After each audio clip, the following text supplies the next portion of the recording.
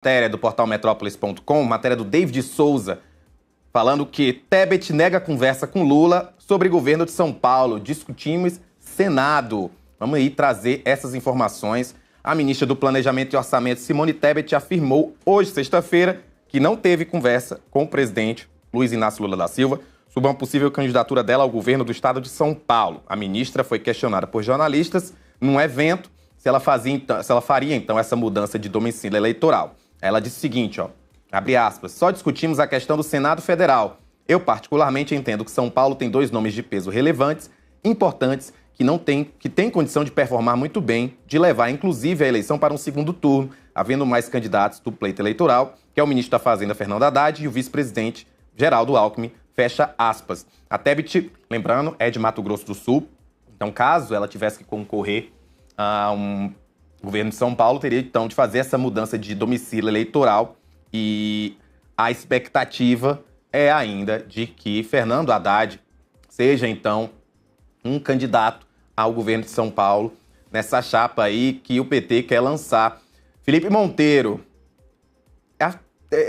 eu fico até às vezes me questionando, enfim, qual tipo de pressão está acontecendo dentro do PT para que haja um nome que bata de frente a Tarcísio de Freitas. E te questiono, tem algum nome no PT que possa bater de frente a Tarcísio de Freitas nesse momento, ainda mais agora que ele reforçou que, de fato, vai apoiar Flávio Bolsonaro?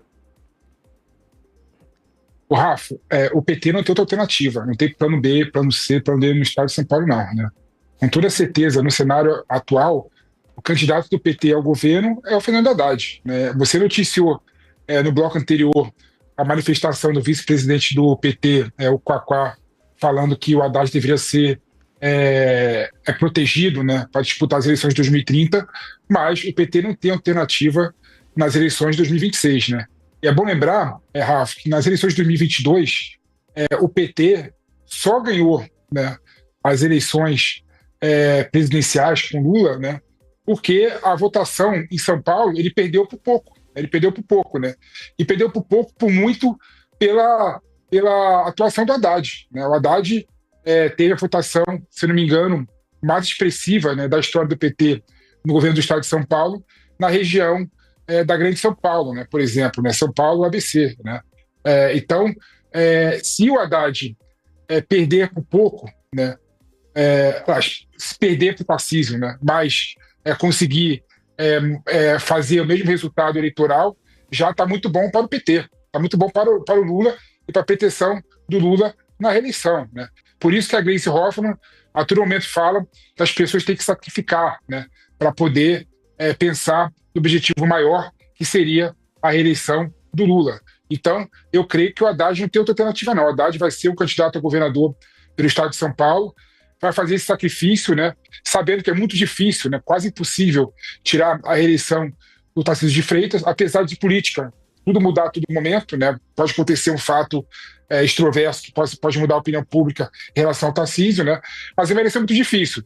E aí a tendência realmente é o PT ir com o Fernando Haddad para governador de São Paulo, e como faz parte da estratégia do PT, assim como faz parte da estratégia do PL e do Bolsonaro de ganhar e fazer maioria no Senado Federal, criar estratégia e ter nomes fortes para disputar as eleições no Senado Federal e todos os estados é uma questão normal e natural. Né? Então a Tebet deve sim mudar para São Paulo, deve sim ser candidata ao Senado por São Paulo, e eu imagino que vai ser ela e a Marina Silva como candidata a senadora por São Paulo. Né? Irá disputar contra o Derrite, que já é o nome certo, é um dos nomes certos da direita para o Senado de São Paulo. Mas eu não creio, sinceramente, que tem outra alternativa para o Haddad, que deve se sacrificar e deve disputar as eleições, sim, de governo do estado de São Paulo.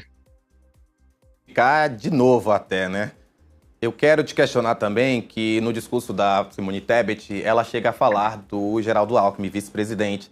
Você acredita que possa haver, então, uma mudança de chapa em 2026, em que Lula tenha outro vice-presidente?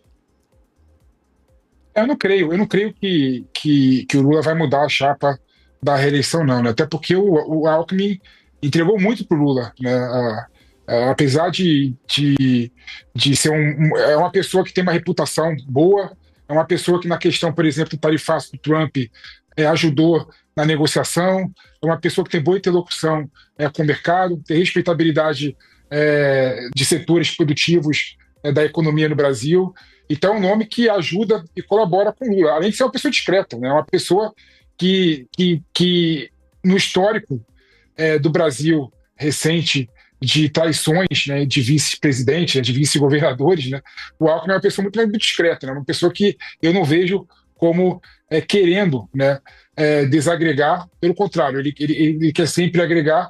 Então eu vejo que o Alckmin é o nome quase certo para ser vice-presidente do Lula numa chapa, mantendo a chapa de 2022, Rafa.